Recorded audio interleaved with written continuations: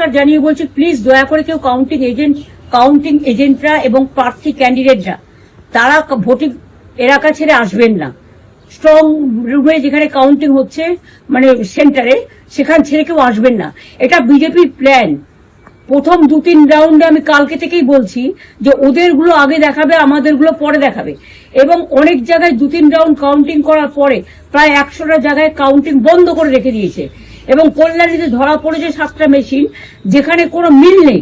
এটা total forcefully central ফোর্সকে দিয়ে চারিদিকে তৃণমূল কংগ্রেসের উপর অত্যাচার করছে, অফিস ভাঙছে, জোর করে দখল করছে। এসআইআর নামে আপনারা দেখেছেন ভোট লুট করেছে যাতে যে সিটগুলো জিততে পারে। কিন্তু এখনো এমন 70টা সিট আছে, 100টা সিট আছে যেগুলো আমরা এগিয়ে আছি, সেগুলো বলছে না। টোটালটাই মিথ্যে নিউজ খাওয়াচ্ছে। আগে ডিআইসিও এই খবরগুলো দিত, কিন্তু তাকে কালকে চেঞ্জ করে দেওয়া হয়েছে। টোটালটা ইলেকশন কমিশন নিজের ইচ্ছে মতো খেলছে, এবং সাথে কেন্দ্রীয় বাহিনীকে নিয়ে। এবং আমাদের পুলিশরা টোটাল মাথা নত করে কেন্দ্রীয় বাহিনীর আন্ডারে কাজ করছে। সুতরাং আমি সব আমাদের কাউন্টিং এজেন্টদের, আমাদের সমস্ত পার্টির কর্মীদের বলবো, অত মন খারাপ করার কারণ নেই। আমি বলেছিলাম সূর্যাস্তের পরে আপনারা জিতবেন।